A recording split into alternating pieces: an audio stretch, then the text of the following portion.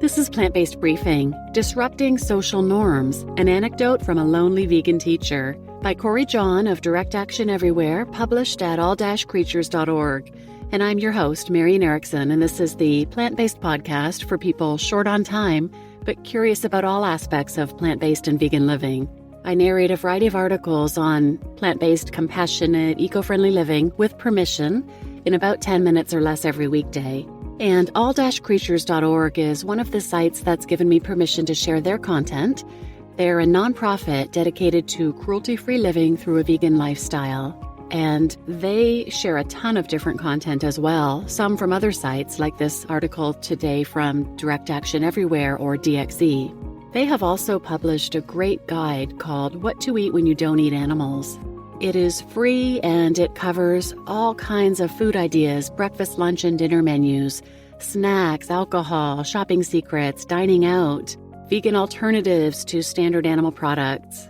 And then they also have a section covering some impacts of eating animals, on human health, and on the environment. It's a great free resource, and you can find it at all-creatures.org. And now let's get to today's plant-based briefing.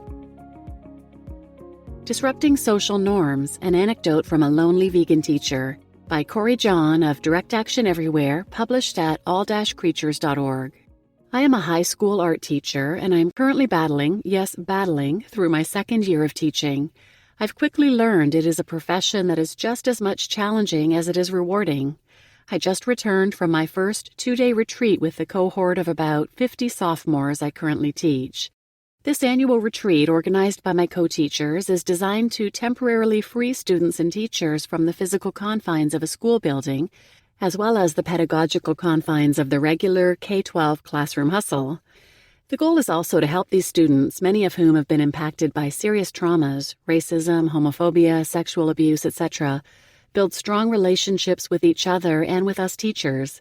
Throughout the 30-plus hours together, we did various community-building activities that enabled us to open up about our struggles in a safe environment and enter our challenge zones.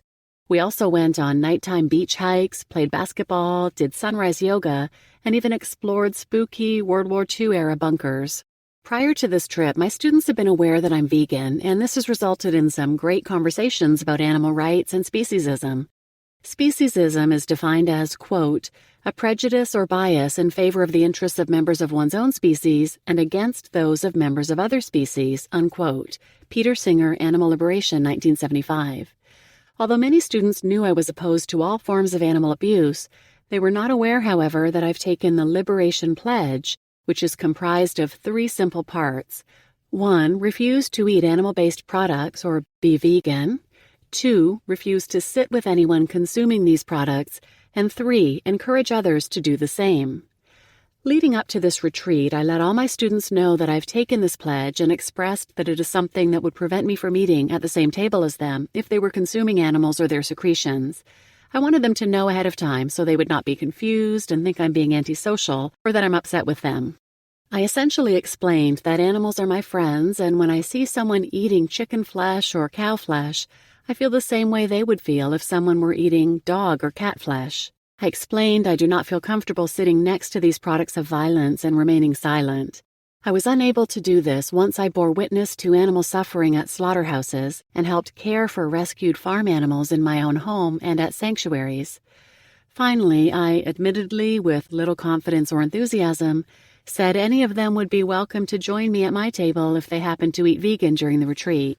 My students, being the talkative, curious bunch they are, had a lot of questions. They included the array of typical vegan questions or comments I've encountered in my years of outreach experience, such as, but plants feel pain, and so how do you get your protein? I recognized that these questions came from a place of genuine curiosity and not from a place of sarcasm or persecution like they often do. I patiently answered a few questions on the spot, but knew I would have the opportunity to communicate my reasoning for the pledge in the near future.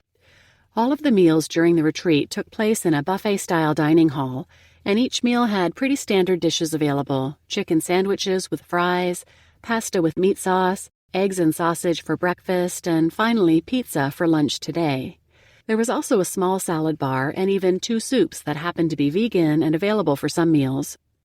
I was surprised and appreciative to find out the chef could also easily prepare a vegan version of each main dish upon request, so I made it a point to order them. I ordered a plant-based patty instead of the chicken, vegan sauce over the meat sauce, a veggie tofu scramble over eggs, and cheese-less pizza. I knew many of my students' perceptions of veganism were limited or inaccurate, so I wanted to show that I could have a quote-unquote normal meal without exploiting animals. For each meal, I got my food and sat at my own table right by the salad bar, which was in its own room separate from the main dining area. It was also conveniently and awkwardly positioned so every student and teacher had to walk past me to sit down in their omnivorous eating areas. To my discomfort and disappointment, I ate the first 2 meals alone and seemingly unacknowledged for the most part. Some students would walk past me with their flesh-laden plates and give me a gentle smile or even a "hey" or "what's up?" But no one seemed to be willing to leave animals off their plates for a meal. I was trying my hardest not to let it show, but I, of course, was feeling pretty defeated. I've been committed to my pledge for about 1.5 years now, and I have had many trying experiences. This had come to be my most challenging, I think, because I was so plainly by myself, and I felt like I was sacrificing the opportunity to bond with my students. I never doubted what I was doing was right, but I questioned whether it was effective or worthwhile. However, toward the end of breakfast this morning, one of my students, we'll call him Mark, sat down with me to have a bowl of oatmeal. We discussed different topics and were able to enjoy each other's company very briefly before we all left the dining hall.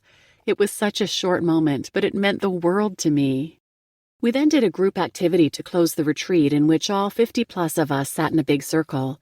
We went around one person at a time and shared one positive memory from the past 1.5 days and one hope we had for the future. When it came time for me to speak, I felt this small wave of emotion rise up inside, and I shared how much I was impacted by Mark eating with me during breakfast. As my voice and heartbeat wavered, I told everyone that adhering to the pledge is constantly putting me in my challenge zone. I said that my hope for each of them is that no matter where they go in life, they are able to do what they feel is right and authentic to themselves, even if they're the only one. Many students snapped in acknowledgement of my comments, and I could tell some were very impacted by what I shared. It then came time for the last group meal of the retreat, right before we boarded the bus to drive back to reality in Berkeley. Pizza was the main menu item this time, both plain cheese and with animal flesh toppings. The chef had already prepared one very simple cheese-less pizza with a few veggies haphazardly thrown on. There was also a big pot of vegan lentil soup at the salad bar. I got in line with my students, quietly hoping what I shared in our circle would bring about some change. I got my food and turned around to see that 2 students were already sitting at my table with plates of vegan pizza and salad. I then overheard a student behind me enthusiastically say, "I'll have the vegan pizza," and he then walked over to my table to sit down. 5 students, one of whom I know has hunted animals, and one of my co-teachers ended up eating a vegan lunch with me. I was so thrilled to have the chance to experience the unique bonding brought by a shared meal. Although none of my students looked particularly thrilled in the photo below, our conversations were really enjoyable, and I couldn't help but smile the entire time. Before boarding the bus, I received several appreciation notes from students, almost all of them expressing great admiration of my love of animals and my commitment to my pledge. One student wrote, quote, "I have a lot of respect for how you stand up for animal rights. It's super hard to talk about things we really care about to big groups of people, and I admire you for doing that. I think what you've shared has made a lot of us, myself included, question our non-veganism," unquote. This has instantly become my favorite experience of my short 2-year teaching career. It has reminded me how much of an advantage young people have over adults, in that they are less conditioned to the norms and ideologies imposed upon them by society, and therefore are often open to new information. The genuine inquisitiveness of adolescence is one of the many joys of being an educator. This experience has reinvigorated my drive to speak out against injustice and to do what is right over what is easy. It has deepened my belief in the disruption of the status quo as a tool for catalyzing social change. It is hard to stand up, or in this case sit down by yourself. But we must remember that us humans, like our non-human friends, are social beings, and we are heavily influenced by those around us. We can let this truth create imaginary obstacles, or we can use it to construct a path toward lasting, positive change. we must remember that truth and justice always prevail. You just listened to Disrupting Social Norms, an anecdote from a lonely vegan teacher by Corey John of Direct Action Everywhere, published at all-creatures.org. And I'm Marian Erickson, your host, and I too have taken the Liberation Pledge, and it is the best thing since going vegan that I have done. It's best for my mental health, and that's originally why I took it, because now that I know the truth about the cruelty behind dairy, eggs, animal flesh, I simply can't be around people consuming it. But it's also been amazing for my advocacy because in the case of Corey here, he was able to tell people ahead of time what he would be doing. And when some of them did join him at his vegan table, they got to not only experience bonding together, but they got to really appreciate and understand the injustice that he was standing against. If Corey had just sat at their non-vegan tables and consumed his vegan food, they most likely wouldn't think much of it, just thinking, oh, he's eating a different diet, which is what most people think. They don't really understand how serious of an injustice this is. So taking a real stand and showing how important it is and inviting people to a vegan table, I think is so valuable. If you want more information on this topic, check out episode 311 and episode 100.